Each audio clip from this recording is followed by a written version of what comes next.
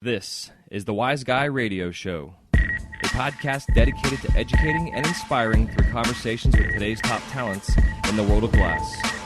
We will be dissecting their journeys in hopes to deliver actionable content that you, the artist, can start implementing now, helping you grow not only as a creative spirit, but also a successful artistic entrepreneur.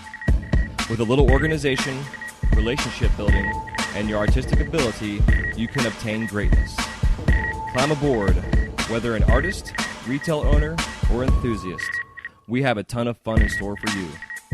Welcome to the Wise Guy Radio Show. You're listening to the Wise Guy Radio Show.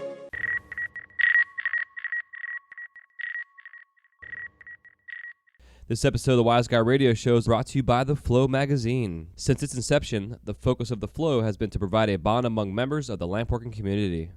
In every issue, you can enjoy great content with the hottest artists and cutting-edge techniques using the latest industry products. These features, along with the continuation of our Women in Glass edition, Glasscraft Emerging Artist Awards, inspiring gallery showcases, dynamic general interest articles, as well as health and safety information, make the Flow the leading international lampworking journal. For more information or to subscribe to the Flow, go to theflowmagazine.com. That's theflowmagazine.com. This episode of the Wise Guy Radio Show is brought to you by Mountain Glass Arts. For the month of December 2016, Mountain Glass is offering their Boro sale. Troutman First Quality Rod at 30% off. Just put in the coupon code TAG at checkout. That's TAG. And don't forget that freight or sample packs do not apply to this sale. And for all you soft glass nerds, their Jewelry Making Essentials Kit are 25% off. Just put in the code JEWELRY at checkout. That's JEWELRY. And don't forget they'll be closed from December 24th through January 2nd of 2017 so they can spend time with their families and friends during the holiday season. For any comments, questions, or concerns, just go to mountainglass.com. That's mountainglass.com. Hey, what's happening? Welcome to the Wise Guy Radio Show, episode number 138. This is Jay Michael, your host, and thank you so much for tuning in today. With 17 years behind the torch, I am as excited as always to bring you conversations with artists, sharing their stories in hopes to inspire and entertain while helping you grow your business. And today is no exception. Today's guest is featuring Scott Fleishman, creator, owner, innovator, engineer of Oxygen Frog, which is a home oxygen concentrate systems that you can run your torches off of and not have to worry about ever getting gas again. We get into all the discussions and talks about his systems, other home fill systems, as well as just his glass career in general. He started off early on in his career and life as an engineer, then transitioned into glass blowing, which then transitioned into the oxygen home systems.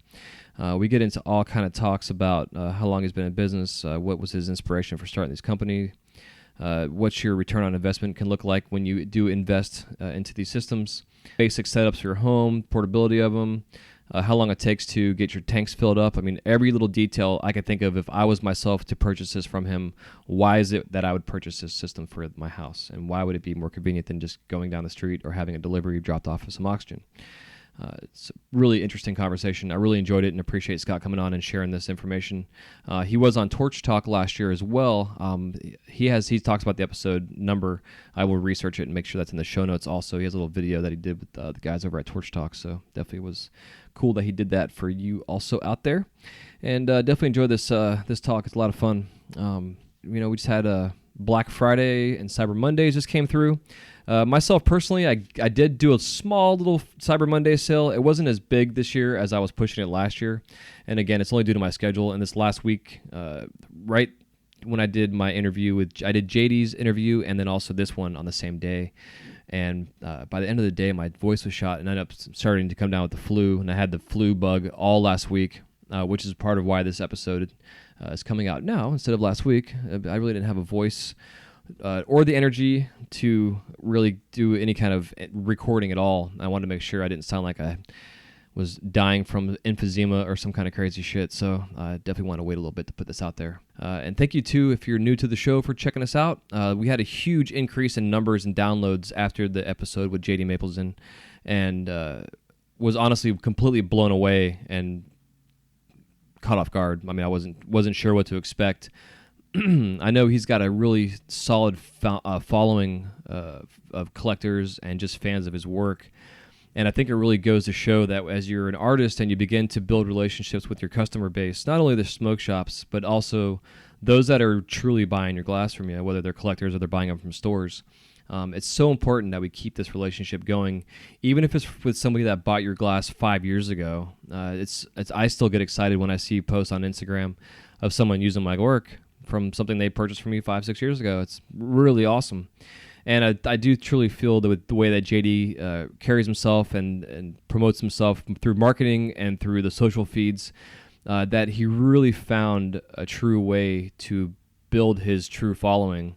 Whether he has 36,000 followers, which he does on his Instagram, or not, the core idea to have your 1,000 true fans. There was a book that's out there, actually. I think it's actually called 1,000 True Fans. It's all about that, about building your tribes and stuff. But his tribe's pretty solid, and it showed with the download numbers.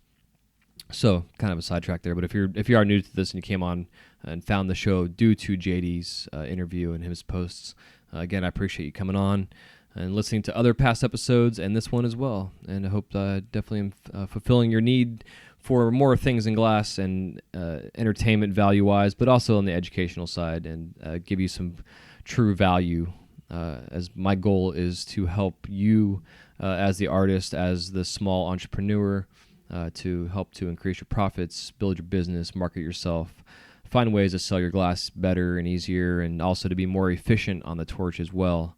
There's so many facets and aspects of what we do besides just turning a torch on. It's very crucial to understand all those areas and to understand all the hats that we have to wear, and to try to find that balance, which isn't always possible, but it's there and it's obtainable if you really try hard and set systems up. And as I go through the show and do these interviews and do my own little side shows and stuff for you, I'm still myself, after almost 18 years of doing this, fine-tuning my own personal stuff and my systems. And as I do that, I like to pass them on to you and let you know what I'm doing, to maybe you'll try it yourself and you'll find a better way of doing it, which I've had happen, and you've reached out to me, and it's awesome. So that being said, if you do have any information or want to talk to me or hit me up or want to be a guest on the show even, I would be honored to have you on. Hit me up, info@wiseguyradio.com, info@wyzguyradio.com. The website is also coming along. As those that listen to a past episode know that the website went down. It is now getting rebuilt, and the basic template that I've created for it is really where I wanted it to be from the beginning. And now I'm just getting things plugged in, episodes and updates and what have you. There's an annoying little double pop-up that comes up. I got to figure out how to get rid of that. Just kind of a little thing to get you to give me your email address and join the community and what have you. But other than that, it's been a lot of fun lessons learned.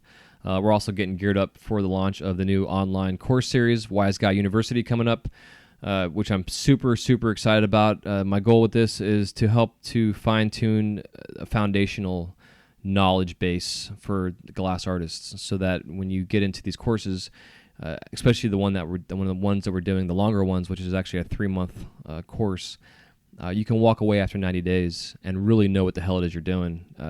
Not become a master or even an advanced glass artist, but to really have a solid foundation. So when you walk away, you can then see something that has been made out of glass and have an understanding of how it was created.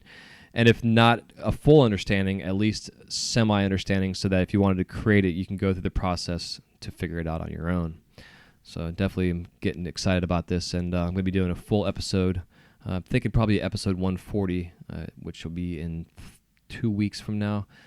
I'm going to do just a full episode on talking about it, and because I really want to get your feedback. I have a survey going out next week, asking questions to see what your needs are as an artist, as a business owner, whether you're struggling in certain areas, whether you're excelling in certain areas. I definitely am very curious.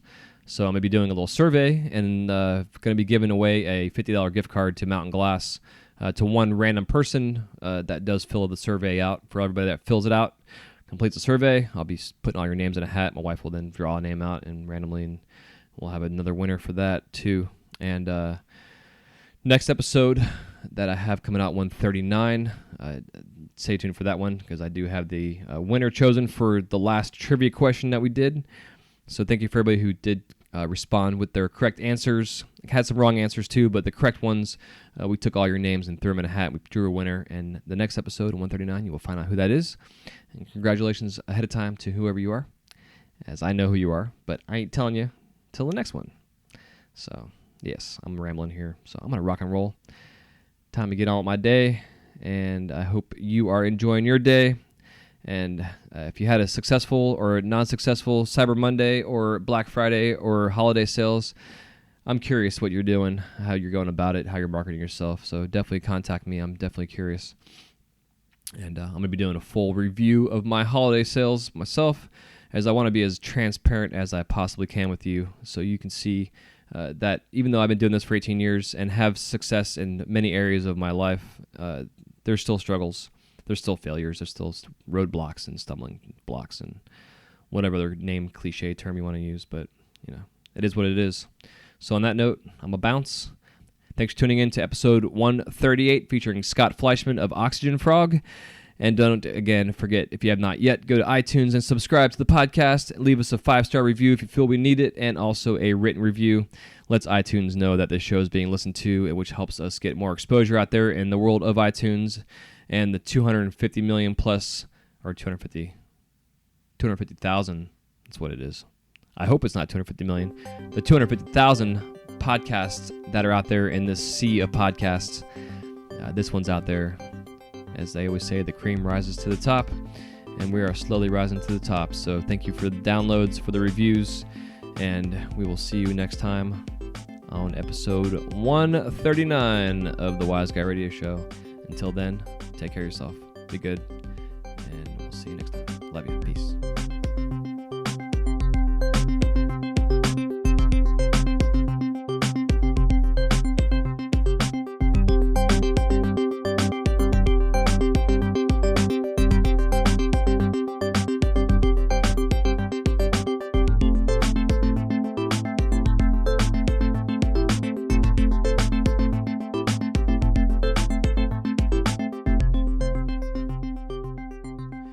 Hey, Scott, welcome to the show. Hey, thank you. I'm glad to be here. Yeah, man, me too. Likewise. Been playing phone tag, and it's a good thing to get you on here. In this world of oxygen, as we all know, we're going to get into your conversation with the Oxygen Frog company that you have. And I don't know, we have a lot of areas to cover here, but before we get too sidetracked, let's definitely get into your origin story and how you were introduced into the flame and got your glass career going. Okay. Yeah, it was... these stories can be long, but they're fun, so let's just dig in. Yeah, let's do it. This one starts, and I don't mean to date myself too much, but this one starts in the late 80s. And this is the first time I had actually really been exposed to glass blowing. And it actually came from my organic chemistry professor. I had asked him about some certain reaction. It's actually how they make silver mirrors. It's some kind of test for some kind of chemical or something, but it's been years. But he said, hey, come by my office. We'll run this reaction, which we did, and it was really, really cool to watch. The beakers just turn into a mirror if that certain chemical is present. Anyway, but he said, Scott, you should consider maybe doing undergraduate research with me. And this was Dr. Jared Butcher at Ohio University. I think he's still there. I should call him. But I said, yeah, that sounds great. Well, what he was working on is he called it his robot, and it was just a box with some electrical outlets on it and a couple of valves, and there was a computer inside that would turn all these outlets on and off, et cetera, et cetera. And he called it his robot, and it was actually programmed with a line editor. And those of you who don't know what a line editor is, you don't want to know what a line editor is. It programmed in BASIC, so I was helping him with some of the programming on that, and then what he wanted to do was be able to just put all his reagents in these jars and hook everything up to the robot and plug, stirrers and heating mantles into the electrical outlets, and then come back the next morning and have his crystallized, purified product ready for him, etc.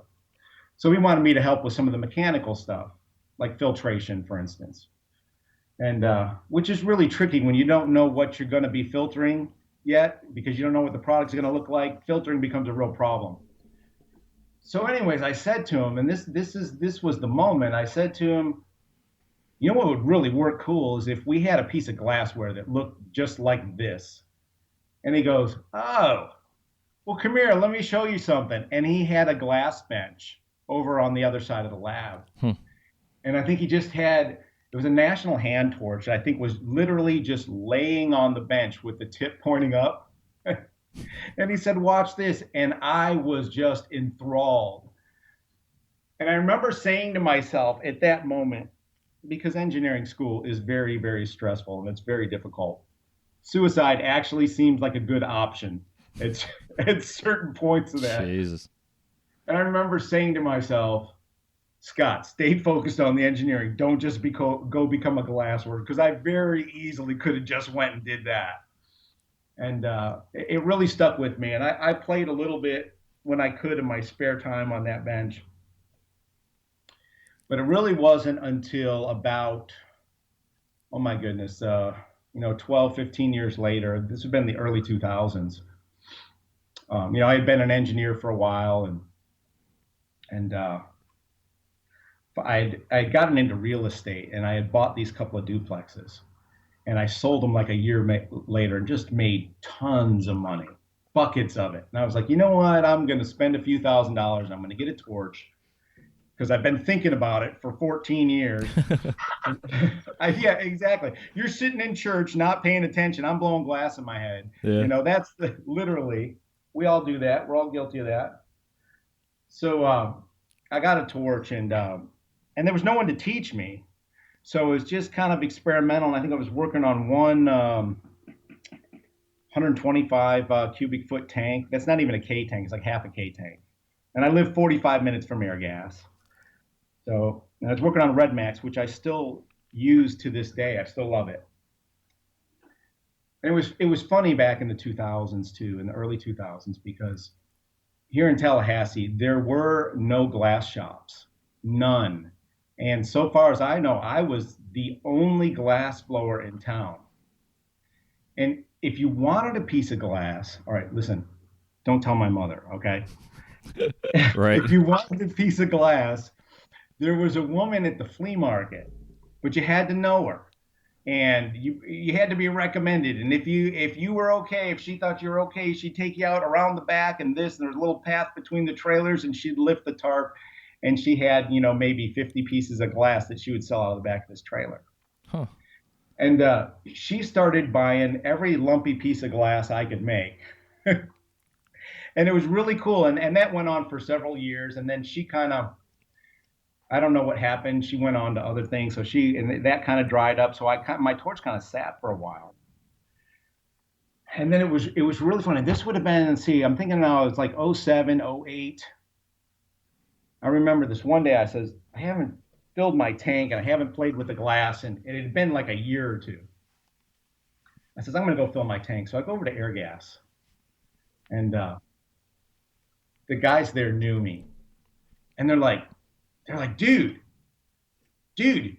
for the longest time, you were the only glass blower in town. You were the only one. And now there's like 10 of y'all. I'm like, what are you talking about? That can't possibly. They're like, yeah. They're like, no, actually, they're doing a big show tomorrow. You want to talk about divine intervention or divine interference. Let's call it that. They said tomorrow they're having a big glass blowing demonstration over tobacco leaf. And I'm like, really? And it was just, I said, we just sent a doer of oxygen over there. There's going to be going to be tons of people. So I'm like, okay. Now remember, there's still at this point, there's still a pretty big stigma attached with a smoke shop. Mm-hmm. And it's like, I used to preach in the jail and all these other things. I don't want somebody from church seeing me and, that stuff. It's like it would be almost as embarrassing as being seen going into a sex shop. It's like, ugh, you don't want to be seen going into a sex shop. Anyway, so it was a funny day because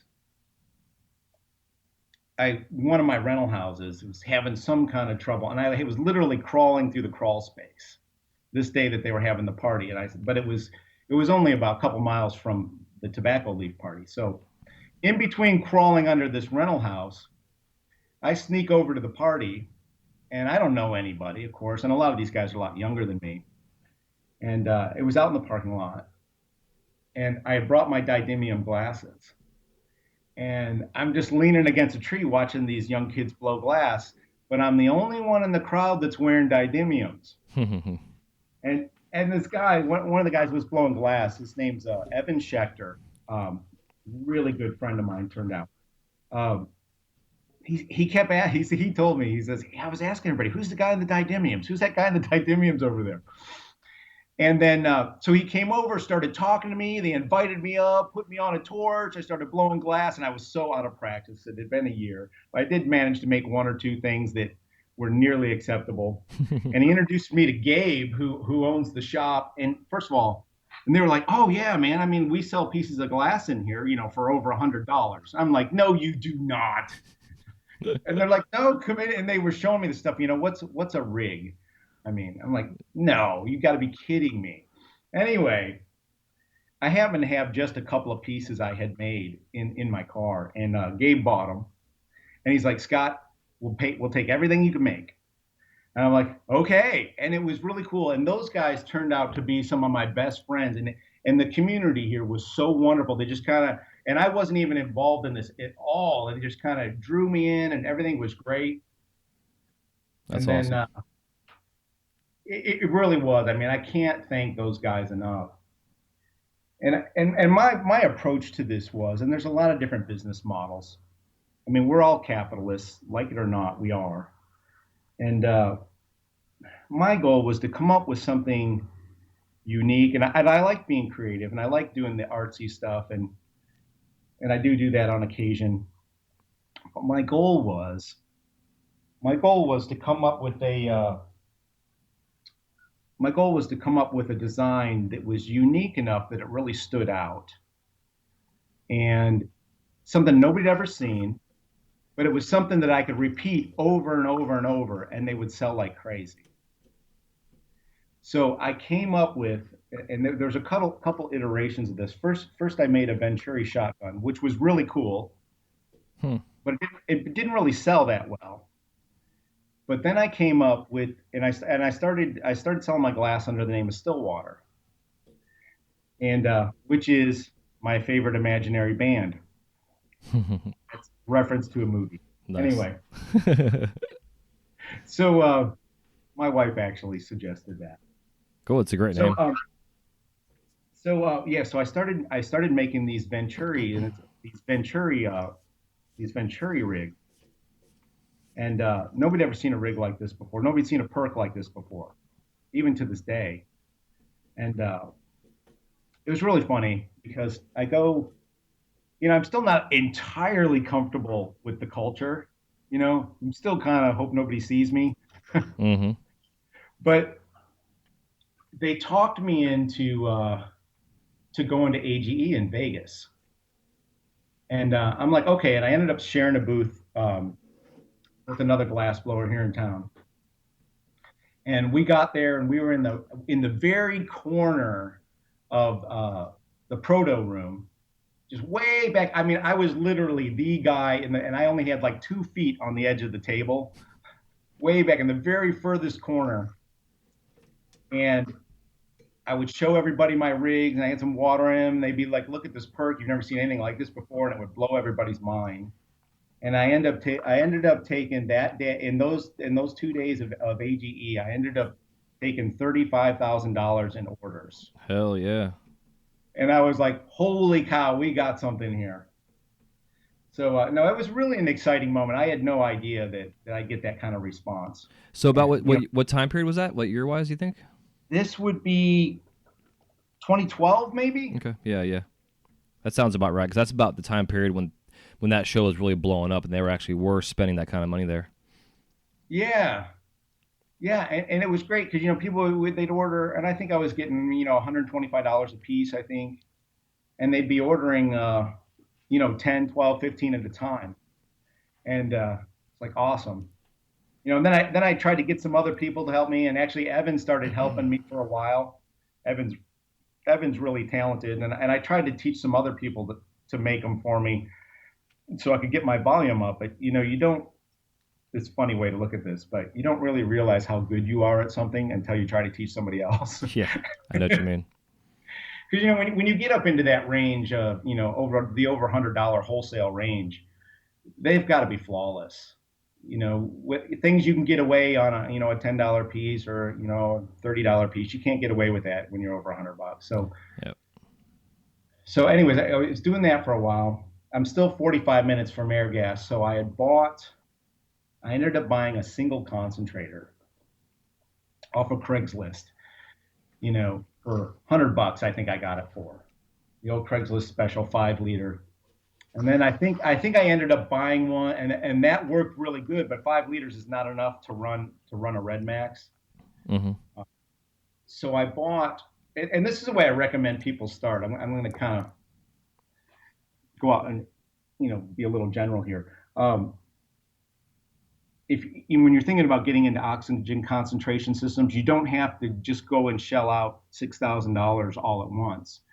I ran for years making those Venturis. I ran for years with just 2 concentrators. I think I had like a 5 and an 8, and that was enough to really rage the top torch on my Red Max. And then I just ran the surface mix head, the big head. I ran that on a bottle. Oh. And instead of changing a bottle every day, I ended up changing a bottle like once a month. Yeah, that's smart. I forget you can take that torch and turn it into two hoses coming off like that. Yeah. Yes, I won't show you a picture of it. It's kind of an embarrassing job of butchering that torch, but it works. I should send it back to Nortel and have them do it right. But right now it's working, so I haven't burnt the house down. But I ran that way for years. But then the whole time, and remember, it was in the. I had been looking at the concentrators and stuff all through the 2000s, but you couldn't get them without a prescription. I mean, they were almost impossible to find. You had to have a prescription to get an oxygen machine. Huh, I didn't think about that. Yeah, so it was really, I think, in the latter half of the 2000s that you really started. If you go back and you look at the news groups. That you really start seeing the hobbyists really starting to play with them, and that's when they really came into their own. A friend of mine, Trey Cornett, he's one of the guys that really, he put out some FAQs and some things like that on how to build them, and they were fully developed systems in the hobbyist realm, by 2008. Right. With the compressors and the pressure switches and all that stuff. And it was kind of a funny time. Everybody was worried they were going to blow their face off. You can't run that oxygen through a compressor. Well, it turns out that, it's not as dangerous as we all thought. So now these systems all been around since the 1960s. Yeah, exactly. Industrial, but it's just when the concentrators really started showing up on the secondary market. People start finding them at estate sales. That's when the hobbyists got their hands on them because the price came down enough that they became feasible. I mean, yeah, anybody with $50,000 can get a system. Those have been available for decades. Yeah. So, anyways, that's kind of my story. And then it was, just I played around and built my own system and worked some of the bugs out. And it was finally just about a couple of years ago now that I finally decided to make it official and start offering these to other people. Because your reputation is at stake with every sale that you make. Mm-hmm. So, you want to make sure you got all the bugs worked out. And even as hard as you try, there's still one that comes up occasionally. Yeah, you got to have kind of a beta test group to help play with your stuff. That's exactly right, and my customers have been really super about that, and but it's really become. I am so excited about the success we're seeing and just the response from the people. I mean, it's just such a wonderful community to work with. So yeah, I definitely want to get into detail about the oxygen frog stuff, but to kind of back up a little bit with the engineering side, because Uh-huh. For myself personally, one of the things that turns me on, I mean, talking like really turns me on about for my part of the glass is the engineering and the science in it. And I was, as a child and getting older, I've always wanted to get into engineering or architecture of some sort, Uh-huh. mostly landscape design, but also I was always intrigued by building and stuff. And Yeah. to get into the glass, because I'm asked a lot, like when I'm doing my work over at Disney, like how do I figure out what I'm going to make or what am I making? And I tell them it's like, well, for me, I'm an engineer in a sense, and I got to make a blueprint and then figure out my material lists, and then Uh-huh. build a mock up, and then I go from there. And Right. it sounds like with you having that background and as a, actually going to school as an engineer and doing what you did, really gave you that heavy foundation of knowledge to keep the wheels in your head in a sense turning to then evolve into this glass scene. And if you want to call it fate or happenstance or whatever, like you're saying, divine interference. it's but it's so cool how like I like the term the John Lee Dumas, who's another podcaster of that actually influenced me into getting into the show, but he uses the term your zone of genius, where like Uh-huh. you get to a point in your life where you have all these things that you've learned and learn from mistakes and from just learning from whatever, but that you're really really good at, and then you can put them all together and you create this thing, whatever this thing becomes, which is your zone of genius. And it's so awesome to hear your evolution, you trying to figure out and troubleshoot your problems to where now you have not only an incredible line of glass, but you also have a set up system to manufacture and create your own oxygen that is now going to become something that's hopefully going to be a normal staple for this industry. I mean, dude, I've seen your systems just in tobacco leaf, the setup in those things. And I remember when they were first in there and then you were fine tuning them. And now when I was in there last year, yeah, it was last year for their party, it was actually when you and I first met. And I appreciate the Yeah. t-shirt, by the way. I wear it all the damn time. Um, but it was so fun to see like the upgrade, and I'm sure in 5 years from now you're going to have this whole other upgrade, you know what I mean? Like you're constantly going to evolve it, but because you have this engineering brain that's constantly thinking about how can I make this better, how can I make this better, instead of just gliding through it and just being like, oh, this works fine now, let's just make this work for the rest of my life. You're always bettering yourself. So and kind of the case, my whole point of that, when to back up to the glass, when you were doing the process of the Venturi perk, because like with Boxfan and the American Helix piece, like when that first came out, they have that Venturi effect with their pieces, but Uh-huh. it's a dry pipe, and at first they were dry. Right. And I saw that too, and when I first saw those pipes, and my engineer brain was like, "Holy shit, these are genius! I get why these work the way they work, and what the sole purpose of why they work and the way they do, to cool off the smoke and etc. And then they started making accessories for water. But for you, what was your time period from like when you first started doing the beginning of your process of figuring these items out? Because before that, you had obviously we're doing production, but to where you really felt like this is the model I'm going to be selling. Was there like a large Yeah. gap of time? Yeah. The goal was, like I said, the goal was to get something that was repeatable. Mm-hmm. Something that would be in high demand, but it was something that I could make over and over and over. And I actually developed, like, I think I have like 7 different jigs that I use just to make those particular pieces, with the tripod feed and the holding that particular perk in place while I weld it on the inside, and all these other things that I do. I developed like 7 different jigs just to make that process easier. And but sometimes you're born with a. And I like to think that everybody has something. It's like a talent for music. I'm not a musician. People say we just need to practice more. I tried that. I don't have it. Okay, I don't have that gene. That one skipped me. Mm. But the ability to create and design gadgets, that is something that I've always had. I mean, all my toys when I was a kid, they were all broken because I took them all apart to see how they worked. Right. And so eventually, in my young teens, all my toys were just a big pile of broken parts and radio pieces and TV pieces and whatever I could scavenge. And then I would make things out of them. And it was just something that I just always got excited about. And something new, inventing something new. And that was the idea behind the Venturi perk. And sometimes it can be a curse too, because that's my favorite part of the business is the creating. Yeah, me too. The And R&D then part. yes, because coming up with the new ideas and recognizing the problems and then solving the problems, which is two different skills. Hmm. But then it's a whole nother skill to say, okay, now let's make 1,000 of them. Okay, sometimes that's not as exciting. Yeah. Yeah, usually it's not.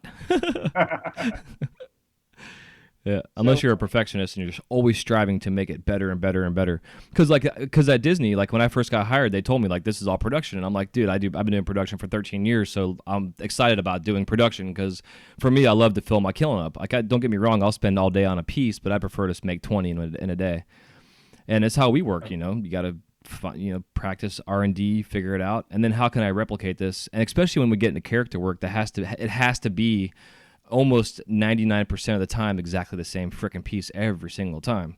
And right. For me, that it's a challenge, so it doesn't get old. Because people ask me all the time, like, "Aren't you tired of?" Because I tell them with my Olaf, for instance, I made like over almost 1,000 of them now in the last 2.5 years, and it's like my hands hurt, sure, but my brain still wants to make this even better every time I make them. You know, So that's awesome. yeah, so I could definitely have an appreciation for that, and I think for anybody that's new into this industry, that's as a glass artist in general, has to understand that you can't just jump around from thing to thing to thing. You got to like figure out one technique, get it down, and then take that technique and then take it and put that into the next thing you learn, and you're constantly evolving and systematically stepping from one thing to the next. But it all is this long journey that all kind of comes together. And then eventually you find your zone of genius, and then you have your item that you make, and that's your thing. It might take 10 years. It might take 5. It might take 3 years. I mean, you've seen it, bro. Like the evolution of some of these artists right now that have been in the industry for 3 or 5 years. It's just Yeah. incredible what these kids are cranking out. It's crazy. I'm almost Oh, envious of them sometimes. I mean, they have the knowledge base that's someone that's been doing this like you and I for a long time that can help them get past all the stumbling blocks in a sense. But still, you got to take your time and figure out each step along the process. oh, I know it's almost intimidating. Like I was just at Grassroots about a month ago, and you're walking through there, and some of these kids have been blowing glass for 2, 3 years, and you look at the stuff that they're putting out, and you're like, my God. I mean, these guys are talented, Hmm. and they've only been in it this short time, and they're still, they still have all their youth and vigor and their creativeness and you know what I'm saying? Yeah. These guys are going to go through the roof. Yeah, it's exciting, man. I can't wait to see in 10 years from now. I mean, you see what banjo is making right now. Like, imagine what these younger kids that are influenced from banjo are going to be making in 10 years from Oh, now. yes, yes, it's amazing. Uh, I'm really happy for them. It's exciting, but on the other hand, it's a little discouraging. You're Yeah, like, I know. I can't do that. There's been plenty of times where I've been on Instagram or some shit. I'm like, man, I'm going to hang up my torch now. I'm tapping out. Yeah, exactly. You know, Okay, you win. jeez. So, yeah, man. So to move forward, Yeah. so besides the rigs and stuff, what else are you doing in the glass at all? Well, I'm mostly making oxygen lately. I um, I've got 2 or 3 more products I want to release um, that are just with the oxygen. Hmm. Um, I put out a teaser video. I actually built this gigantic concentrator from scratch. I mean, the beds are like 75 pounds a piece. And there's a little video on my Facebook page. I just put out a little teaser on it. It's not ready for commercial sale yet, but I want to finish that one up. And there's a couple other things. But as far as the glass, I do miss it a lot. I mean, I every once in a while, like maybe once or twice a month, I can get an afternoon where I can sneak away and go melt some glass. Hmm. But I can tell I'm getting a little rusty, so that discourages me. But I wish I could take 3, 4 months, and just go learn to do millies, or just go hang out with Kabuki for a while, and learn to do those just incredible implosions that he does. I really love those. I mean, I wish I could had the time to just squirrel myself away and just work on that. That would be To me, that would be something. Yeah, no, I completely get that, brother. Because my like, I hate to keep bringing it up, but my like we were talking pre-show is like, my Disney gig is like a blessing and a curse because like that's my focus. But like I wish I could just sit down and just practice one thing for like a week. You know. And there's something to be said for being diverse. But the guys that are really good focus on that a lot. Mm-hmm. Like Kabuki, and like Lauren Stump, and like Stankard. Yep. Oh, Lucio. Oh my gosh. Yeah. Right. There's something discouraging. Have you seen that video where he makes that Red Devil with the torch? Yeah. And he cranks out that figure in like 20 minutes, and I'm like, dude, I could spend 2 weeks and it wouldn't look like that. Right. I know it's like that horse video that we've all gotten on our Facebook pages like 1,000 times. If you're a glass blower, you've had this on your wall or something. The old Venetian guy making a horse in like 30 seconds. Yeah. And you just go, oh. Yeah. Our horses at Disney take us almost 2 hours. Wow. I mean, don't get me wrong; it's a different kind of glass, but that same size, the guy that Miguel Arribas that makes them, it's about a 2 hour piece. They're gorgeous, but man, it's such a vast difference. It's so funny. So you're working Boro at Disney? Yeah. 95% of our work there is torch work is Boro. We have Susan who does our jewelry, bead making stuff, and then we have our hot shop also in the back that they do all the soft glass, bigger stuff. Nice. It's pretty cool. Yeah.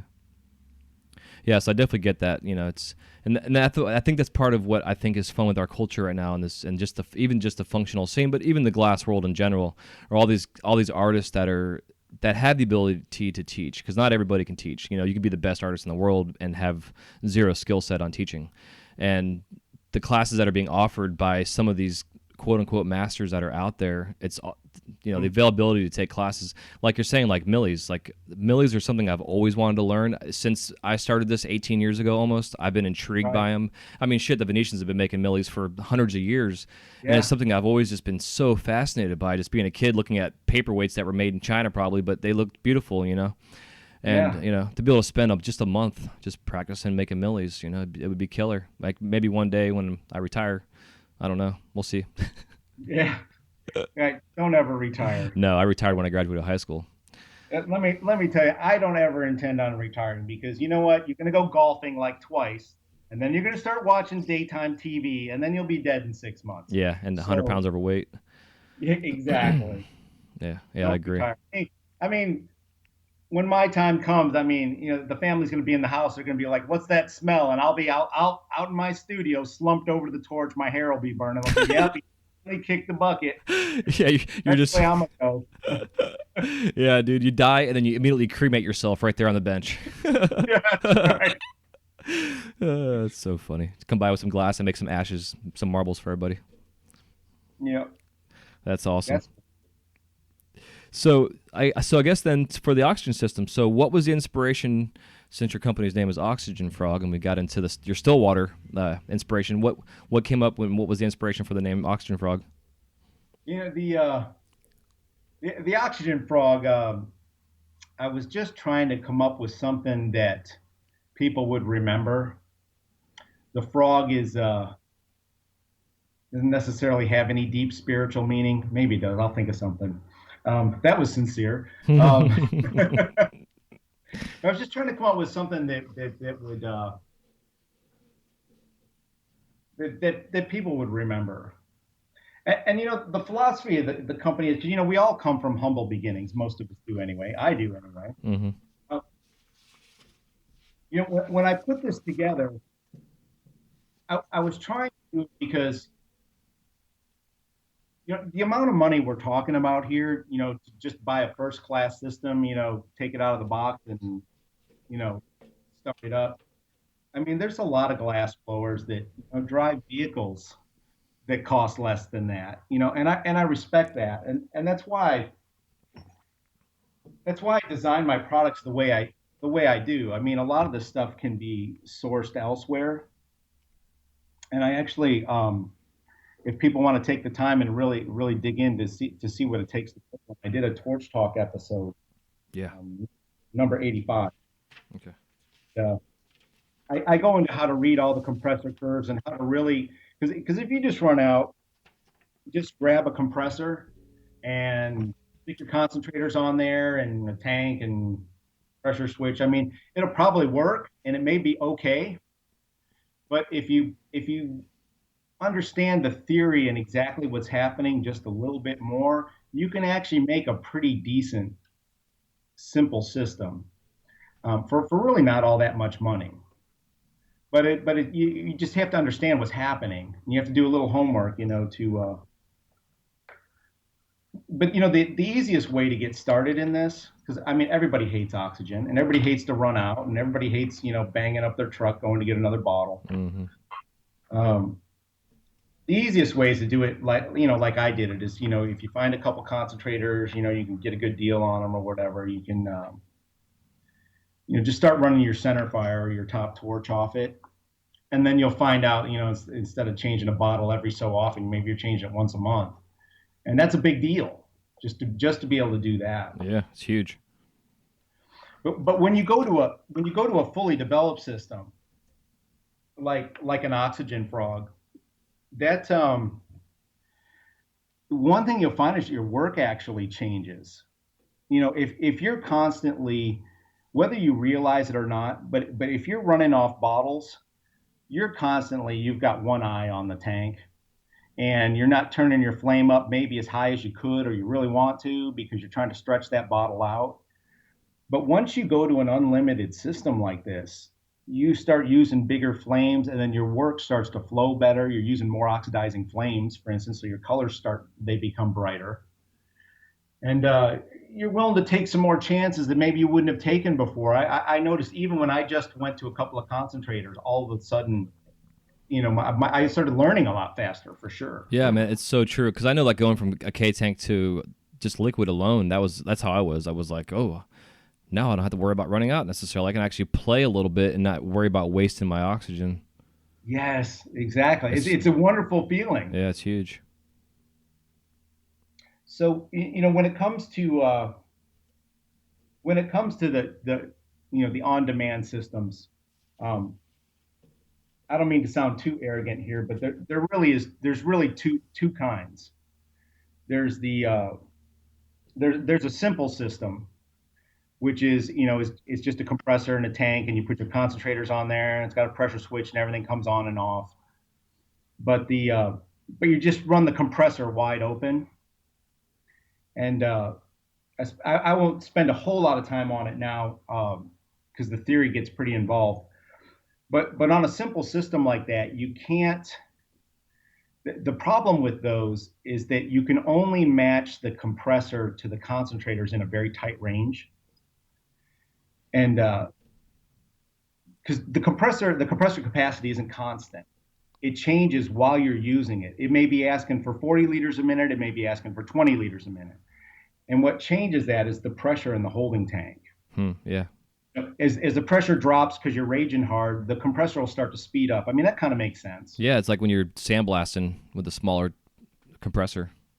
Yeah. You're always fighting it, and you can definitely tell a difference in not only your pressure but the sound of the compressor itself. Right. So any of these simple systems, what happens is that when you pull the tank down low, you're only feeding it a fixed amount of oxygen. It could be 20 liters, 30 liters, whatever your concentrators are set at. And then when the compressor tries to go faster than that, it'll actually start to pull a vacuum on the intake. And that's actually catastrophic, because what happens through the laws of thermodynamics, the pressures start to increase in the compressor cylinders. And those oilless compressors, they just have little plastic piston cups in them. And when the temperatures start to get higher, that plastic starts to soften and they start to wear more. And now the compressor starts to leak. And the real tragedy is that they'll still compress and they'll still fill your tank just like they always did. But on the suction stroke, since you're pulling a vacuum, they'll actually start to pull air in around the piston rings. And then when it goes into the compression stroke, it shoves that in the tank. So whereas your concentrators may be making 92% oxygen, it may be picking up another 10% air as it goes through the compressor. So what you're really seeing at the torch may be 80%, 85%. Interesting. So, and that was and I had this because I had sold like I think two systems plus the one that was in my studio, and that's where I noticed it in my studio. I'm like, what is wrong? There's nothing wrong with my concentrators, but my torch is just not doing what it's supposed to do. It's, you can tell the flames are real soft. Something's going on. I got a leak somewhere. And then I finally determined that it was in the compressor. Well, that's a difficult problem to solve. Um, you can't go redesigning the compressor, and there are more expensive compressors out there that won't do that, but they're a lot more expensive. They're not just a little more expensive. Right. So, and that's why I really started thinking about this, really started racking my brain. And there was a whole bunch of stuff going on in my personal life that was distracting. But then it finally dawned on me, this active compression control. And that's the other kind of system. And the Oxygen Frog is the only one that has this. No other system has active compression control. And what it actually does is I train the compressor or program the compressor, however you want to say it, but there's a lot of instrumentation and controls on that compressor that sense what's coming out of the concentrators. It senses the flow rate coming from the concentrators, and then it controls the compressor capacity to never ask for more. So you never pull a vacuum Oh, on the interesting. concentrators, Yeah. and then it never sucks air in. And the other advantage to that is, on a simple system, you have to pick the number of concentrators to match the compressor. Otherwise, that's a huge problem. And then you got to try to operate in a real tight pressure range. The compressor capacity is always changing, so you're doing your best to match it. But with this active compression control, I mean, my Oxygen Frog can be run with as low as 20 liters a minute, or as much as 50 liters a minute. I can accept a real wide range because I have active compression control. Huh, that's fascinating. Yeah, and it was a huge breakthrough. And even the couple systems I was out there, I started warning my couple, and it was Gabe was one of them. And I went over to Gabe. I'm like, hey, man, you might be seeing some purity problems, but I've got the solution. and he hadn't even noticed it yet. But it happens on a simple system. You'll start having purity issues within just a few hundred hours of running. It doesn't take long at all to wear it out. And if you're running a lower number of concentrators, it'll happen even faster because the problem's even worse. Mm-hmm. And it's kind of a you get into a little death spiral because everybody's like, oh man, my oxygen purity's getting low. So you're like, oh well, so you turn the concentrators down, to try to make more pure oxygen. Well, that just makes the problem worse because now you're starving the compressor even more. Right. So So is there an actual sensor in your machines that read how, like, the purity of the oxygen that's in there? not the purity, but it's reading the flow rate and some other things that are coming from the concentrators, but it doesn't measure the purity. Okay. And then maybe I should talk about that for a second. You hang on, I'm gathering my thoughts because I'm about to get real theoretical here. Oxygen sensors, oxygen meters, they have to be calibrated, and they read the partial pressure of oxygen. Okay, partial pressure. It's like we're at let's say 14.7 psi is atmosphere, Okay. and the oxygen's like 21%. So the partial pressure of the oxygen is 21% of 14.7 psi. You follow me? Mm-hmm. Yep. Okay. So these meters are going to interpret that just the pressure of the oxygen. It doesn't measure the total pressure. It just reads the partial pressure of the oxygen, which is 21% of 14.7 psi. It'll measure that pressure, which is, I don't know, 4 or 5 psi, whatever it is. And then it converts that to a percentage oxygen. Okay. Now, if you were to take that same air and put it, in a jar at say double the pressure, but it's still only 21% oxygen, but the pressure's double, and you put that oxygen sensor in there, it would read, instead of 21%, it would read 42%. Huh. So, like, if you took that jar and went, like, so many, feet underwater, in a sense, to increase pressure? Yes, Because I know, because like, because like with oxygen tanks, when you're diving, that you deal with all that shit. It's amazing how much gas you have in a small tank, but like you're dealing with some serious pressures with your airflow when you're breathing. yes, Under deeper than 35, 40 feet. Going down to like 75, 80 feet deep on a dive, you can tell the difference in the pressures of your oxygen for sure. yes, exactly. No, you're exactly right. So the reason why I mention this is because if you just take an oxygen meter and it's just sitting on the table there, it's reading 21%, and a storm front comes through, Mm-hmm. the percent oxygen it's reading will change because Right. the barometric pressure just changed. Yeah, interesting. Especially like if you're dealing with guys that are working out in Denver, or Yes. different, because I mean, here in Florida, I mean, you're a little higher in Tallahassee elevation wise, but like where I'm at, I'm 16 feet above sea level right now. So Holy cow. yeah, so my pressures aren't that high. Right, right. Yeah, exactly. As compared to, Denver's at what, 6,000 feet, Yeah. a mile high. Um, yeah, yeah, it'll make a difference. So you have to calibrate the instrument to that. So when you're doing that, like some of these flow through oxygen meters, if you run a real high flow rate through it, it'll it actually pressurizes the sensor, and it'll start reading much higher than it really is. Mm-hmm. So if you ever see a reading on an oxygen meter that's on a concentrator, if you ever see a reading above 95%, it's not calibrated right, because concentrators can only put out 95%. Okay. Yeah, and the reason is the absorbent that's in those concentrators only removes the nitrogen. It leaves the argon behind, and we never realize, but there's like 0.75% of argon in the air, and that gets concentrated with the oxygen. So when you push a concentrator to its absolute limits, you end up with 95% oxygen and 5% argon. Huh. Interesting.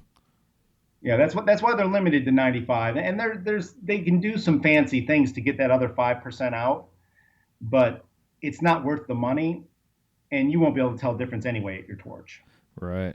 Yeah, it makes a lot of sense. So what about for the medical community then for their oxygen tanks? Is it the same way? Because I know, like, for instance, like years and years ago when I was doing my fire academy stuff, we had a call over at a hospital because some lady had a diabetic coma and like literally passed out while she was driving in the parking lot at the hospital and crashed into their liquid oxygen system tank for the hot that supplied all the air for the hospital. Oh, Yeah, bro. Like they didn't know what to do. Like we had it ended up becoming a hazmat call. They had brought in a truck from every freaking station. I mean, literally, there was like it was the coolest shit I've ever seen because there was like literally 150 fire trucks at this little ass hospital because they needed somebody there that knew what the hell was going on.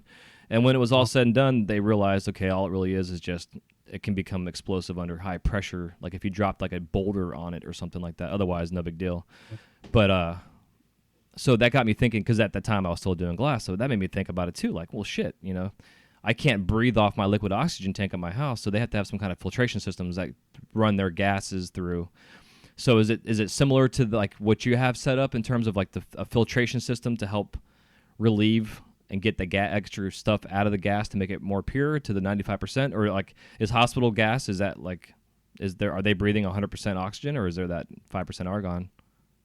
Do you know? well, if they're running off concentrators, and some hospitals do, that 5% argon is in there, and it doesn't hurt anything. Mm-hmm. It's inert. It's Right. as far as your body's concerned, I don't think it can tell the difference between nitrogen and argon. Mm-hmm. So, but liquid oxygen and things, that's made a different way. They don't use a pressure swing absorption. That's what the oxygen concentrators operate on, is a technique called pressure swing absorption, which is really freaking cool. But I think what most of the liquid tanks and stuff, they actually do what they call cryogenic distillation, where they somehow just take raw air, and they get it so cold it actually liquefies, and then they distill it just like you distill liquor. They boil off the nitrogen or the oxygen or whatever comes off first, and they fractionate it that way, so you end up with eventually somewhat pure oxygen, depending on how far they want to take it. So I don't know what the purity is. It's probably higher than 95%. Huh. Yeah. But a system like that's really only it really only becomes economically viable when the plant is huge. And if there's a cheap source of power nearby, you see plants like that. They tend to be built near like hydroelectric plants or nuclear facilities that are, nuclear plants that have, lots of cheap power is where they'll build those types of plants. That makes sense. Yeah, well, that's actually a good transition because I was wanting to ask about that because part of my bringing you on was to talk about, economical differences between your system and, say, just having your own K tanks at home. So monetarily wise, like what kind of power bill are you looking at? Like, are these a 110 systems? Yeah, this 110 volt system, you'll need two 15 amp circuits to run an oxygen frog wide open. I mean, if you were running on 20 liters, you could probably get away with one 15 amp circuit. In Tallahassee, we pay 12 cents a kilowatt hour for electricity. And at that electricity price, you can figure about $1 per K tank worth. Wow, that's awesome. And actually, that brings me to a point that I wanted to talk about. Everybody that ever calls me, they all want to tell me what torch they're running and the kind of work they're doing and how many people are in the shop. And I'm like, and of course I always like to hear those stories, but that's not the information I need. What I need to know is how fast you go through a K tank or a liquid tank. That's the real question. How big of a system do you need? How fast are you going through a K tank? A 30 liter system, a 30 liter a minute oxygen frog will give you the equivalent of K tank in 3.9 hours. Huh. And if we go as high as 50 liters a minute, it gives you a K tank in 2.3 hours. So I know I'm not man enough to go through a K tank in 2.3 hours. So, but that is the real question: is what is your oxygen consumption? And then we look at too, because that's making some assumptions too that you're using it at a steady rate through the whole time, which we know is not true. Right, exactly. Sometimes you're doing fine work, and then sometimes you step on the pedal and just rage it. But that's why we have a buffer tank to store a little bit of this, and it gives you some surge capacity. Now the system's always running while you're working, or it ought to be, and but that a 60-gallon tank I think will store about a quarter of a K tank usable. So but that's just extra slack. And when the system's actually running, that's actually more slack than you think it is. I don't know if that makes any sense. But again, it's hard to predict, on if everybody shows up and, tries to, pull back stacks at the same time, it may not be enough. Right. So your system then, so the idea is that you fill up a tank with your system and then you run off the tank and your system is constantly keeping that tank full to a level to be able to functionally work off of it. Is that the basic idea? Yeah, exactly. And that was another kind of a fun innovation I put on the latest version on the HPC2. I put a restart protocol switch on it. And what it does is I actually programmed two restart points in it. And I've got one set, when I send them out here, I set one at 110 PSI and the other at 80 PSI. So if you think you're going to rage real hard that day and you're going to be right on the edge of what the frog can do, you can flip it up to aggressive and have everything start again at 110 rather than wait for it to come on down to 80 before you start trying to fill the tank again. Huh, yeah. And it just starts at a little, and it was an easy and inexpensive thing to do, but it gives you a little more flexibility on how hard you want to run the system. Like any piece of equipment, they like to either come on and stay on or shut off and stay off for a while. And you don't want it cycling on and off all the time. So, but this gives you the flexibility. You can decide on those days you think you're going to need it, you can make it run a little more aggressive. The other thing I do, and this is a real simple thing, I'm not the first person to think of this, is when I send out complete systems and people order a storage tank from me, I actually put an additional oxygen or an auxiliary oxygen port on there. And what that allows you to do is put a K tank right on the oxygen frog, and you just set the regulator on that K tank at say, 50 psi or something. And the frog will run and it'll take care of all your needs and it'll ignore that K tank unless you rage so hard that you pull the system down to 50. And then I'll just start sipping off that K tank just to make up that little bit of extra, to give you that little extra push over the cliff. Oh, you there? So, yeah, Okay, yeah, I'm here. sorry, I lost you. But when we set up something like that, because you can't always predict, if people call, yeah, I can recommend they build a 100-liter system. And that's another way because people call me and ask me what they should order from me. And I'm like, you know what? Most of the time I tell people just to start with a 30-liter system. I said, if that's not enough, we can just start adding concentrators until you get to where you need to be. Right. Because there's always going to be that one day a month. I get it. There's one day your friend didn't tell you he's coming, and he brings his 150 millimeter Herbie, and just made that up. I don't think they get that big. Yeah, it'd be crazy. But if you had that K tank on the side, you can take care of them that day. And then you didn't have to build a 100-liter system. Mm-hmm. So the 100-liter systems, can you run directly off of that and not have to fill a tank, or is it the idea you had to have a tank being filled the entire time to run off it? Well, when I say 100-liter system, I'm being not really that ridiculous because I have quoted systems that big before. Yeah, because it's pretty big. Yeah, it's a monster. Well, people ask me, can you fill K tanks with it? And the short answer is no, you can't because those K tanks are 2,500 psi, and this system's going to run at 125 max.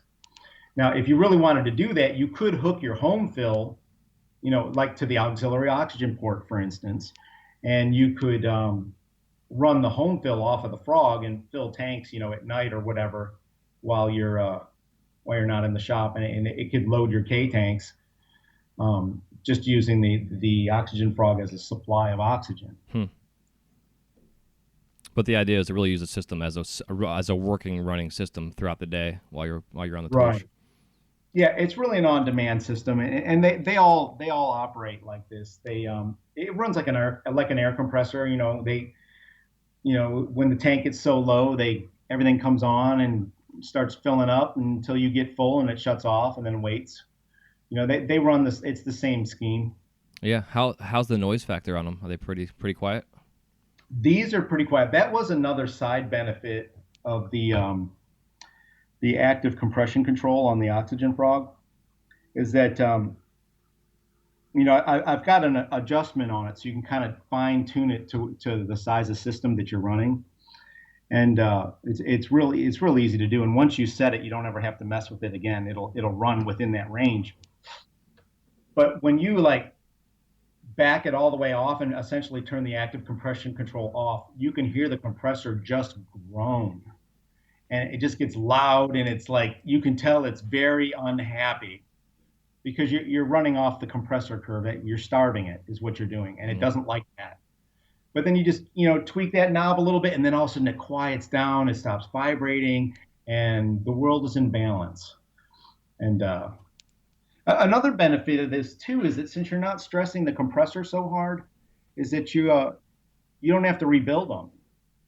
I have to this day never rebuilt an oxygen frog compressor. Huh, nice.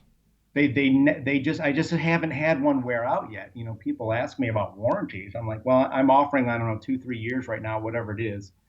And but I'm kind of guessing because I've never had to rebuild one because they don't wear out because they're not being stressed like a simple system would be. Right. Yeah, that's killer.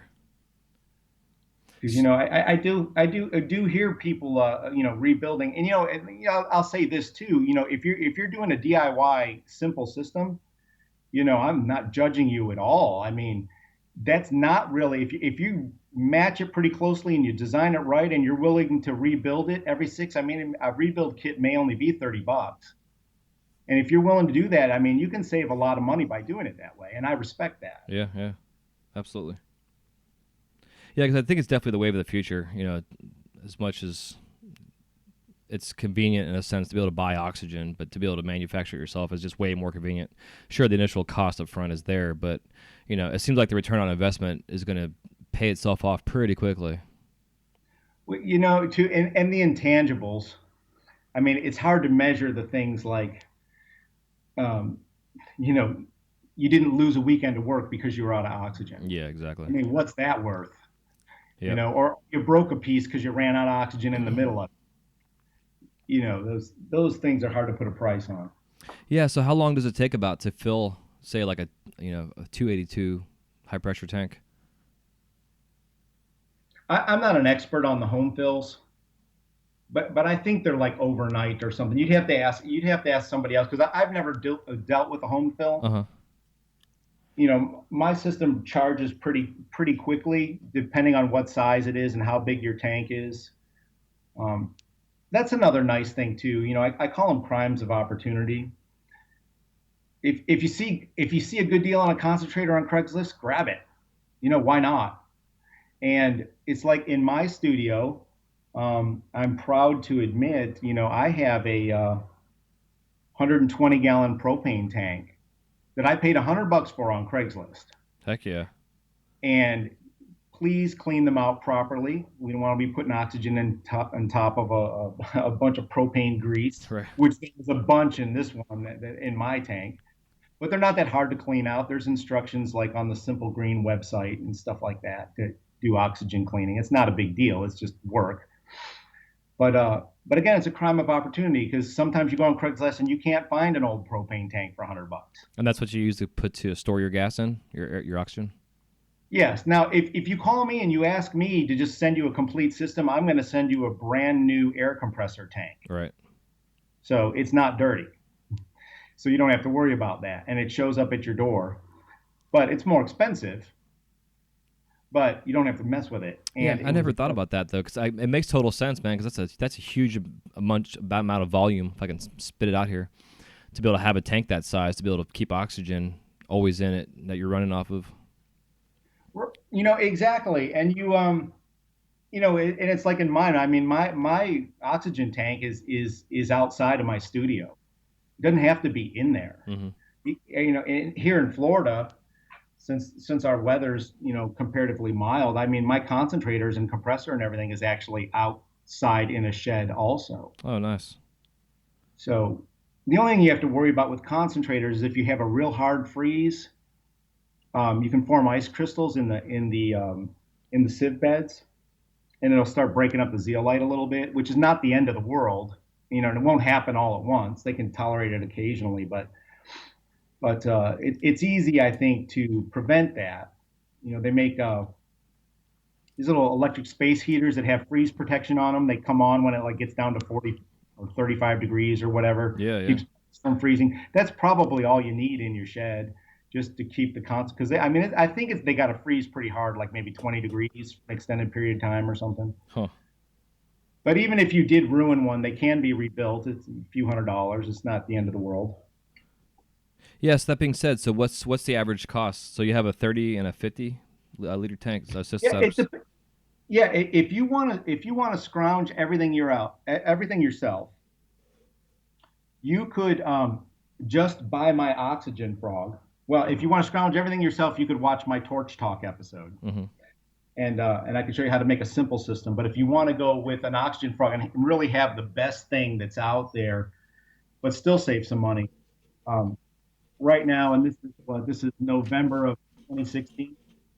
My HPC2, which is the heart of everything, all you'd need is concentrators in a tank.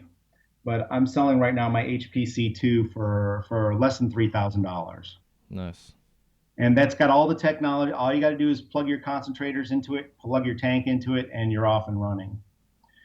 And then if you want me to send you everything, I can send you a complete 30-liter system and that's with true refurbished medical 10-liter machines, not modified machines, but true 10-liter factory machines that have been refurbished.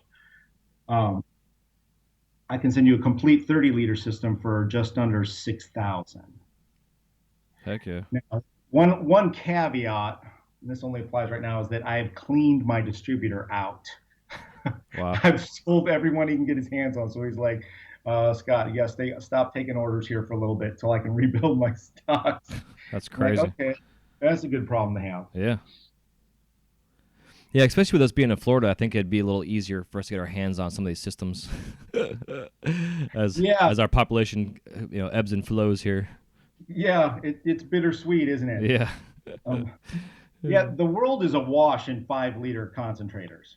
The 10 liters are a little harder to get. Yeah, that sounds right. So I'm just trying to do some math here. So I'm figuring when I was going through liquid, I was going through liquid about every 3 weeks, and Okay. it was probably about $155. So I'm figuring I'm probably getting at the time I was probably getting I was getting like 14 tanks of liquid a year.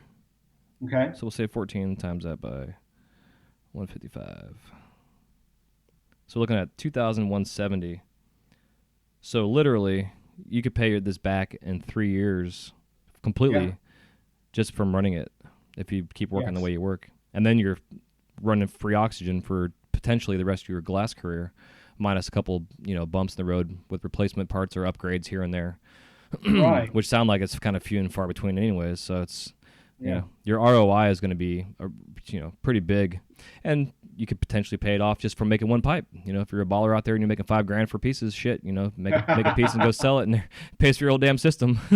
Yeah, that's what I'll do. I'll just go make a $5,000 piece. Yeah, Good exactly. thinking. Um, Break my system in. yeah, I did the math last night, and I was doing it in K tanks, Uh huh. and like if you just bought my compressor, and you were paying $35 for a K tank, I mean you're looking at 88 K tanks. So that could be a year. I don't know. It depends how fast you're going through those tanks. Yeah. If you bought a full system, you'd be looking at and this is at $35 a K tank. You're looking at 222 tanks. Mm-hmm. Yeah, So, that's and I crazy. do know there's a lot of people go through a K tank a day. They can Yeah. go through they Yeah. can go through 200 in a year easy. Yeah, I can go through 2K tanks a day sometimes. Wow. Yep. You need a 50-liter system. Yeah, it's ridiculous. Well, that's what I was saying. Like before we recorded, like talking with the guys in Alaska and Hawaii, like they're paying just crazy numbers for oxygen. It's just insane. So I mean, shit, Yeah. this system would pay for itself in the first 3 months, technically, and that's with what they're paying for their gases out there. It's ridiculous. Yeah. Yep. Because I know a lot of these guys are setting themselves up that way because it's just way more affordable. Yep. Oh yeah. It changes everything, dude. I'll tell you what. I bet this is what heaven is like. Right. Yep. So I'm trying to look here, see if other questions about this I have. Oh yeah, so part of my thing too, with the whole Florida thing with us saying no to the Amendment 1 with the solar power crap we just had recently, and solar power is becoming more prevalent in Florida, and I'm sure other places as well. Do you see these systems at all ever being able to be run off of like a solar power system of some sort? Well, I mean, it's just electricity. Mm-hmm. So, I mean, if you had a solar power system that could, deliver the amount of power that it would need, certainly. Because I'm just thinking like the setups you see nowadays for simple things. I mean, you got solar power panels and backpacks that you can charge your cell phones on. That kind of stuff.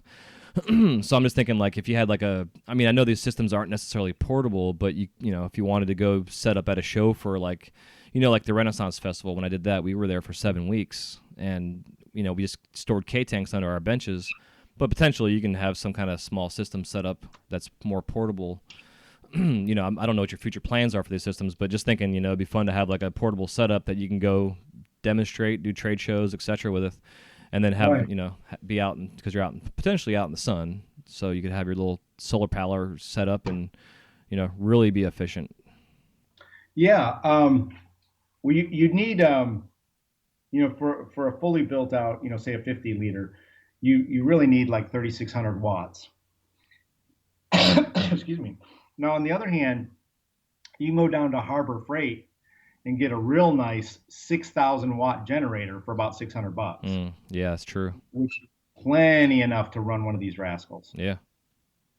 Huh. That's good thinking. Yeah, Yeah. yeah, that makes more sense too, and especially generators these days, they're pretty damn quiet. Yeah, yeah, exactly. And they usually come with like, I don't know, 20, 30 foot cords, so you can roll them far enough away that, it's not blasting right in your ear. Yeah, yeah, exactly. Yeah, something I was thinking about earlier too with the tobacco leaf setup. So, from what I remember correctly, their does their system fill a liquid tank, a doer tank there, and then they run off of that, or No. or was that just a backup?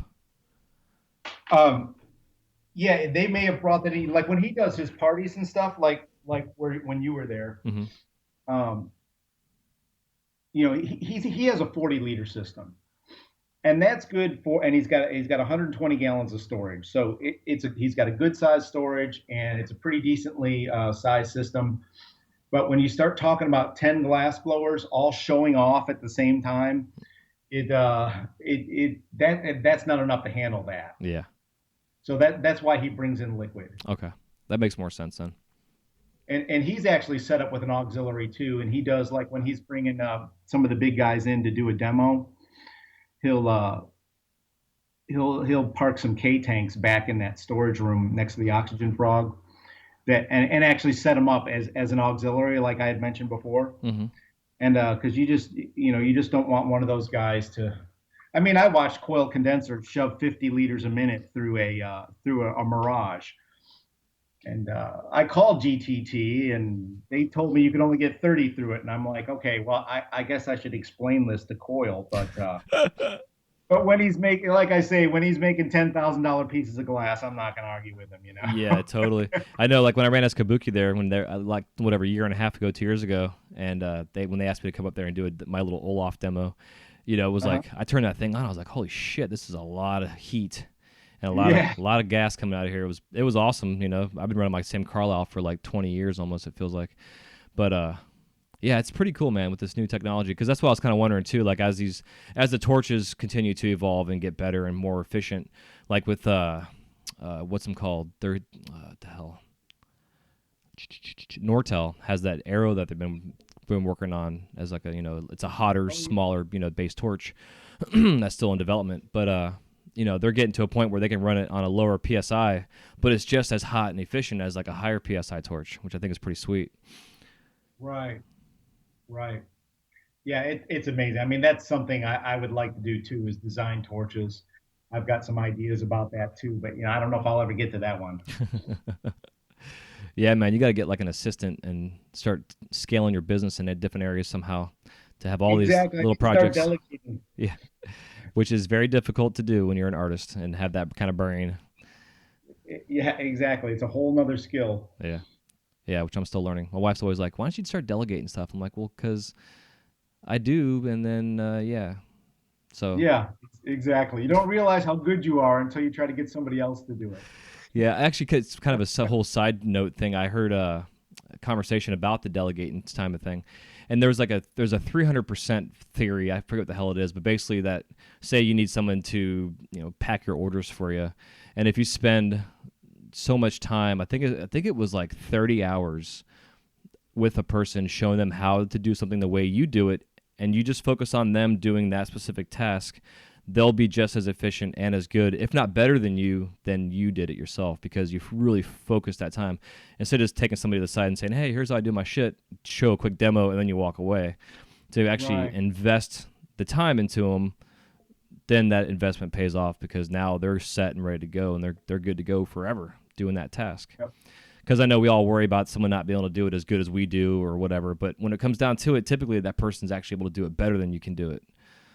Yep. And we need to just be doing the shit that we can do, like your engineer brain. So you're coming up with all this tinkering and different items and ideas, and next thing you know, you got the cure for war and AIDS and cancer all built into one oxygen concentration system or some shit.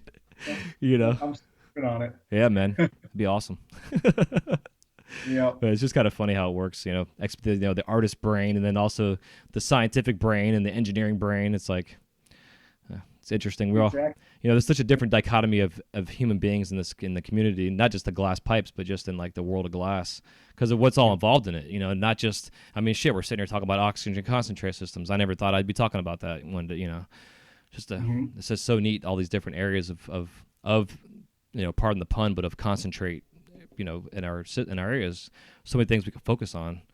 Yep. And you've got this niche, which is incredible and it's needed. I know there's a couple other companies out there that are doing it, but from the research I've done and the feedback I've gotten and talked to people about it, definitely your name comes up out of all of it as being one of the leaders in the concentrate systems. So big props to you. Thank you. I appreciate that. Yeah, man. Absolutely. And I definitely want to bring you back on too, like I was saying, to do just a show. I want to talk about like really the process of getting, we'll do like an unpacking episode where we place our order with you and then we get it home and it's like, okay, now what do we do? I'm gonna definitely want to get into that because it's something that I'm looking at myself eventually with starting my online courses. I'm gonna be doing a lot of stuff at my house, and I'm gonna want to get a little setup for me for here, just for personal use, not necessarily for making orders and stuff. Right. So I definitely want, absolutely. because in a selfish way, I like to ask questions for my knowledge, and then also for whoever's listening. And thank God there's listeners. So if you're listening, thank you. Because when I first did the show, man, I was talking to myself. And when I got that first download, I was like, yes, I'm not talking to myself anymore. Yep. Yeah, it's good shit. So, all right, man. So that being said, let's go ahead and take a quick break to thank our sponsors. And then we'll transition into our Crashing the Kiln round. Sounds great.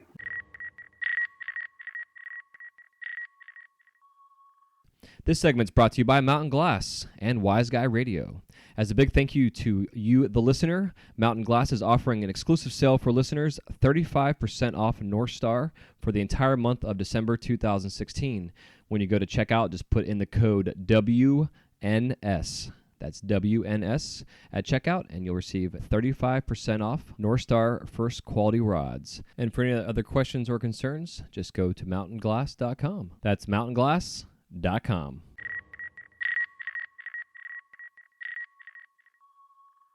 All right, man, we are back. Crashing the Kiln round consists of, I believe, 7 questions, and I say I believe because I still haven't counted how many questions there are.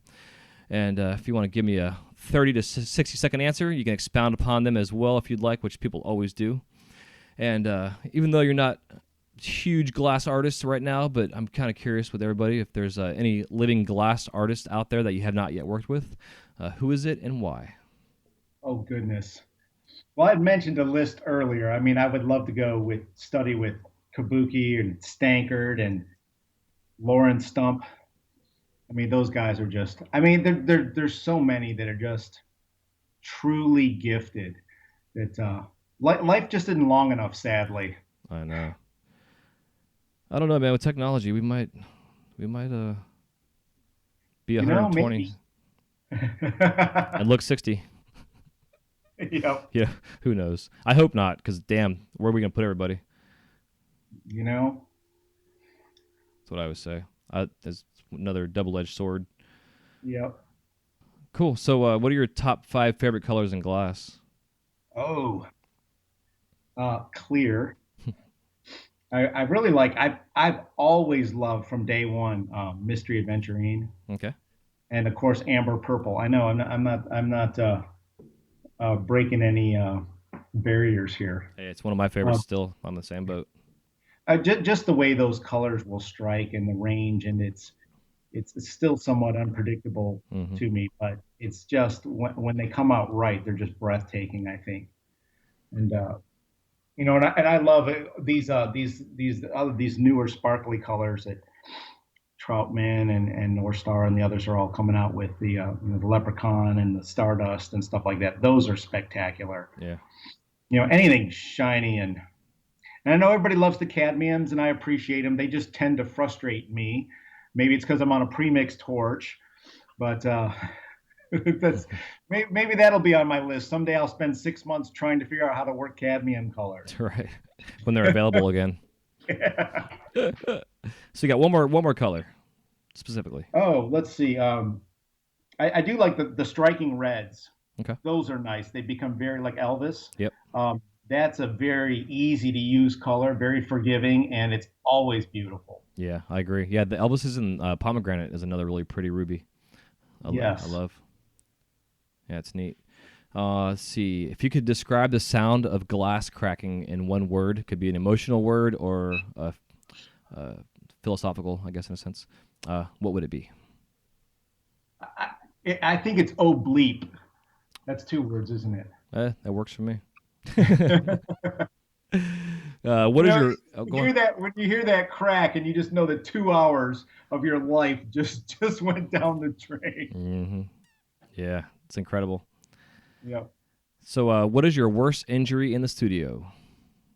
Oh my gosh. I got burnt really bad one time. And I was still. This is still very early in my glass journey, and I was trying to do inside out. And again, there was no one teaching me. You just kind of hear about these things, so you just try it. So, anyways, I'm there on my red mats, pre-mix tip. I'm trying to do an inside out, and I moved the glass, the glass cup. I moved it out of the flame without moving my hand out of the way, and I caught my ring finger, just that first knuckle on my ring finger. OMG! I don't think I've ever experienced anything that painful. And it's too late before the time you even it's too late. Once you even realize it's happening, it's too late. Yeah, exactly. Yeah, 4,000 degrees in human skin. That carbon is not a good thing.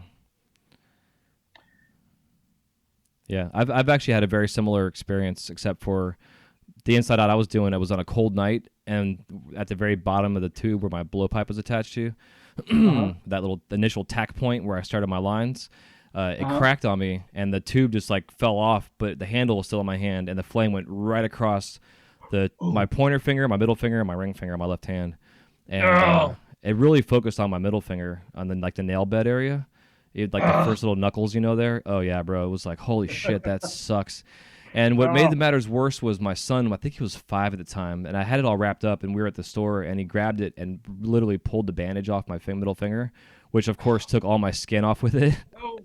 So like it took that much longer for it to heal. Like, he felt terrible about it. I couldn't be mad at him because he didn't know, but it was like, yeah, one of those things. Because I always tell people, when you burn yourself, try to leave the blisters alone. If you have skin there, still leave the skin there, unless you have like dirt and debris and stuff in it. Which there's nothing worse than someone that has a road rash and you're scraping out, road out of them. But with your skin, you got to leave that there if you can, just as a natural bandage. But man, my hand hurts just thinking about it. Like rubbing my hand right now. Jeez. No fun. I'll tell you what.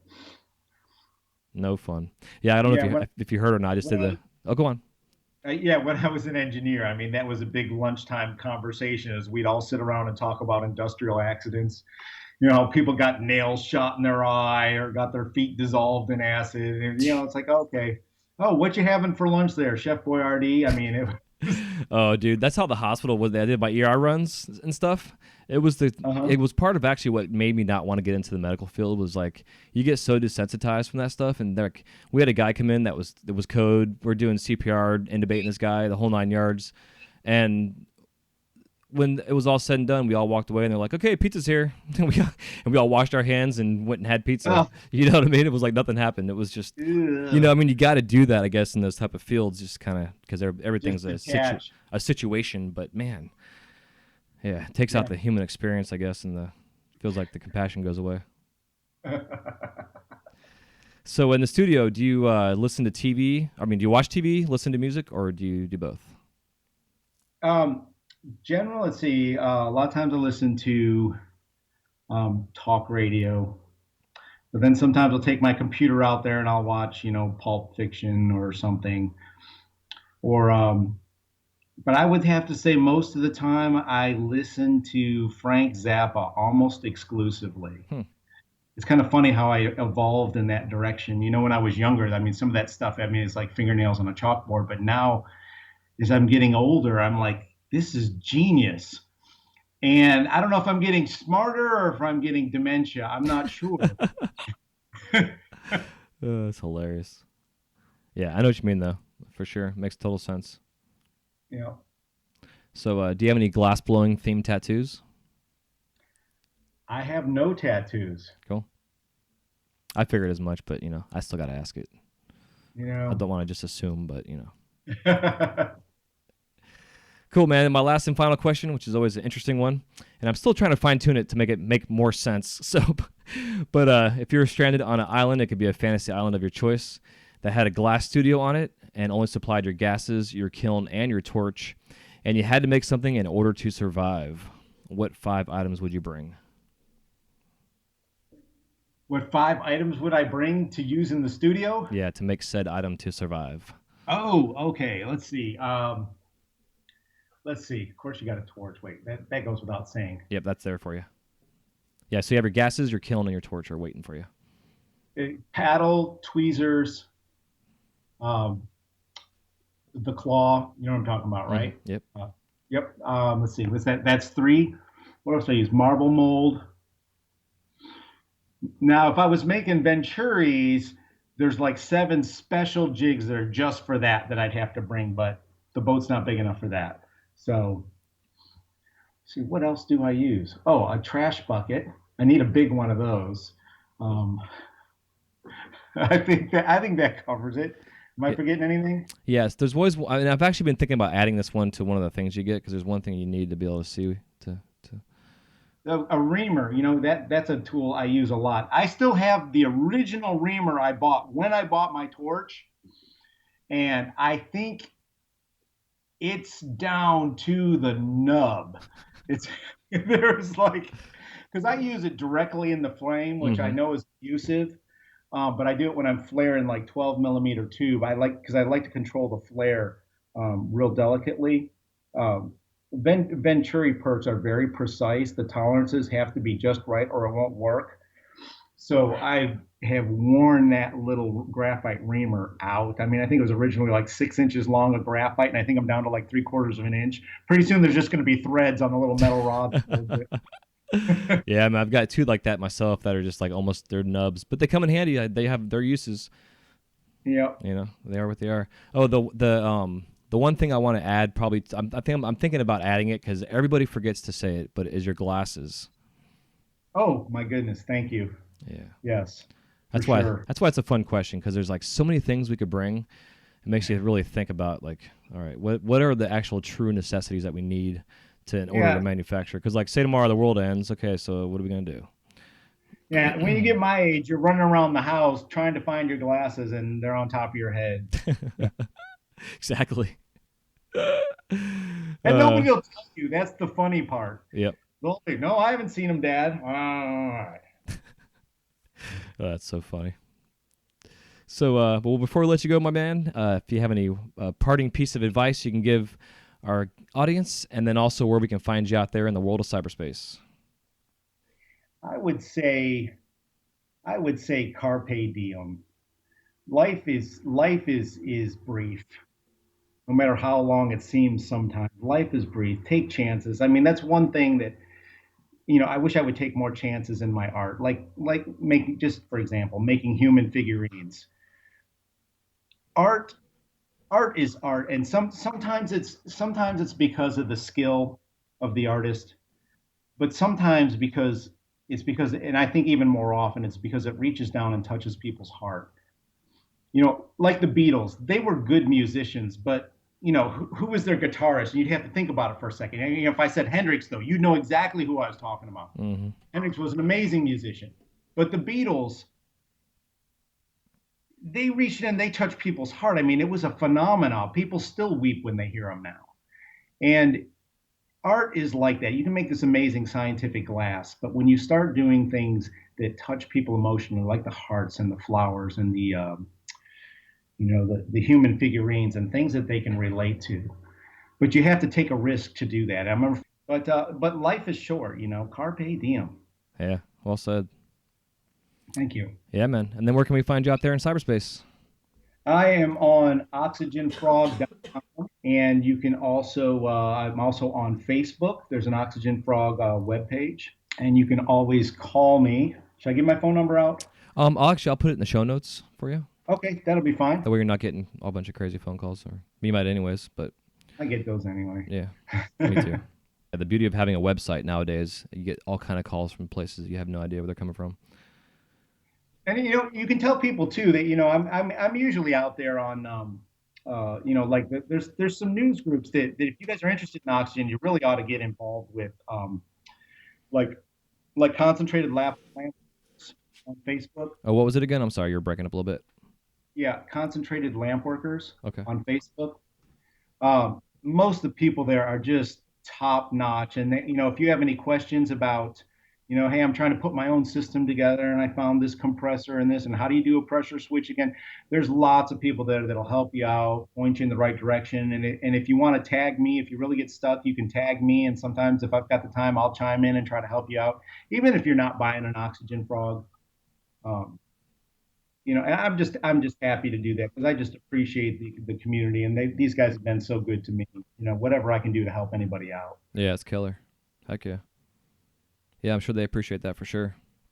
Right. Having the expert in the group. Nothing worse than having a group of amateurs that have no idea what the hell they're talking about. Yeah. You know. It is, I think, refreshing for people. Some of there's a lot to be said for experience, but then occasionally to have somebody that really has been trained in this and really understands, at the fundamental level what's actually happening. Sometimes that's just a big help. Yeah, absolutely. I agree. Heck yeah, man. Well, again, I really appreciate your time and coming on the show and sharing your knowledge. And I know we kind of bounced all over the place. And again, I want to bring you back on and really, really dive into, the unpacking and then how do we set ourselves up and really get into the nitty gritty kind of details. It might be a little bit of a heavy episode with information, but I think it's definitely one of those things that's valuable, like an evergreen episode that, people can go back and listen to as a reference in a sense, for down the road. And we can put a little PDF with it, so there's an actual printable thing people can use, different types of things just to really help not only promote the concentrate systems, but promote yourself as well and really share your knowledge. Right. That sounds great. I'd love to do it. Heck yeah, man. We'll go ahead and hang on and we'll say goodbye off the air. But in the meantime, thanks for tuning in to episode 138 of the Wise Guy Radio Show. Scott Fleishman. Also, he's with Oxygen Frog. You can find them all over the socials. I'll have the links in the show notes for y'all. And thanks again for tuning in, and we'll see you next time on the Wise Guy Radio Show. Take it easy. Peace. Thanks, Jason. No problem, man. Take it easy.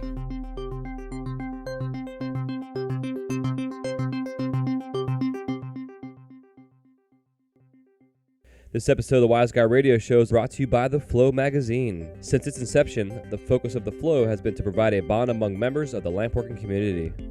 In every issue, you can enjoy great content with the hottest artists and cutting-edge techniques using the latest industry products. These features, along with the continuation of our Women in Glass edition, Glasscraft Emerging Artist Awards, inspiring gallery showcases, dynamic general interest articles, as well as health and safety information, make The Flow the leading international lampworking journal. For more information or to subscribe to The Flow, go to theflowmagazine.com. That's theflowmagazine.com.